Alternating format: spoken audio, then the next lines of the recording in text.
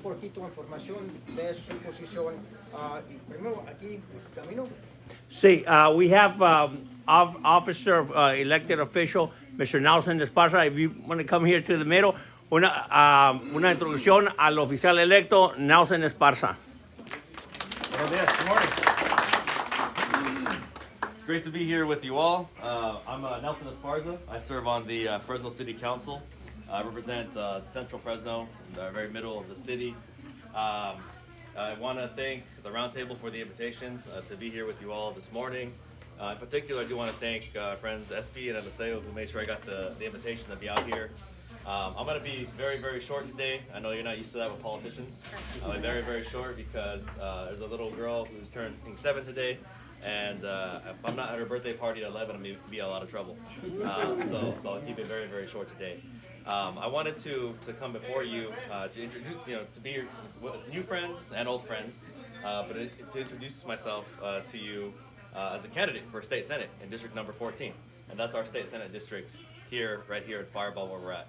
Right here in Firebaugh where we are, over in Madera where I grew up, out in Fresno, where I live, and up in Merced County as well. And so I launched the campaign about 5 months ago. I've been going around different communities, trying to get to know some of those folks and some of those communities that I don't know quite as well. Just a little bit about me. Most people know me as, again, Fresno City Councilman, but by trade and in my heart, I'm actually an economics teacher. That's really who I am at heart. Once you strip away the titles and the positions and all that, that's really who I am. I'm a kid who grew up in Madera, so I was a Madera guy before I was a Fresno guy. And so when I come to communities like Firebaugh, where I grew up with my primos here and such, playing here in Redonda and Kerman as well, it really feels like home.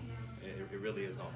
And that was a big part of why I decided to jump into this state senate race, was because these communities, when I look at the makeup of the way it landed, these communities feel like home. And I feel like I know people here. I feel like they know me, and I feel that representation is the most important component of this. I feel like I can represent the people who live here in our district well, right? No frills, peel it all back, and I'm just one of you.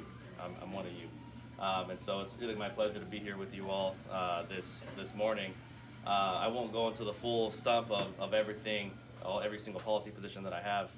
But again, when you look fundamentally at our communities, where we are today, throughout the entire district, both urban and rural parts, it really comes back to the fundamentals.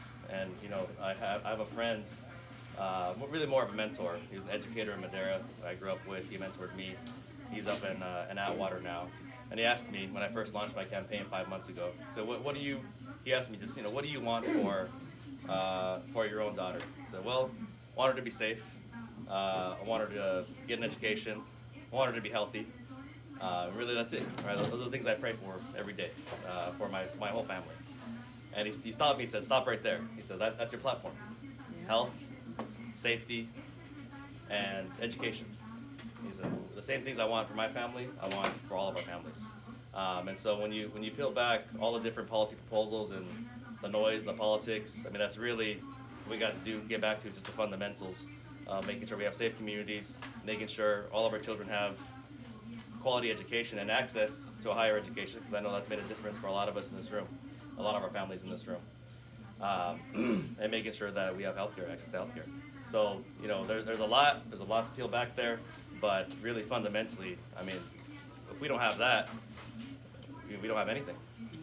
Once we can establish some of those fundamentals for our communities, especially our rural communities like here where we're standing today, that's really when we can start to move the conversation forward on some of the bigger items. And so, happy to take questions, but I told you I was going to keep it short. That's there's a lot to say, but that's just the very quick introduction of me. Again, I'm Nelson Esparza, and I have the first question back here from my friend Mayor Martinez. What do you think about living in the richest country of the world and having some of the worst roads? ¿Qué piensas de vivir en un país que es uno de los más ricos del mundo y tener las calles más jodidas? It's not just the richest country. This is the richest state in the richest country. What is it about priorities, or is it about not having money? No, it's about priorities. It's about priorities and where we want to spend our money. And you know, part of the I told you some of my priorities right now. But really, it's about listening to people, Mayor. I mean, that's really it. You're out there. I'm a local official, just like you are a local official. People are telling you they want to prioritize our infrastructure and our roads. That's where we got to put the money. And everything else could take a backseat according to their values.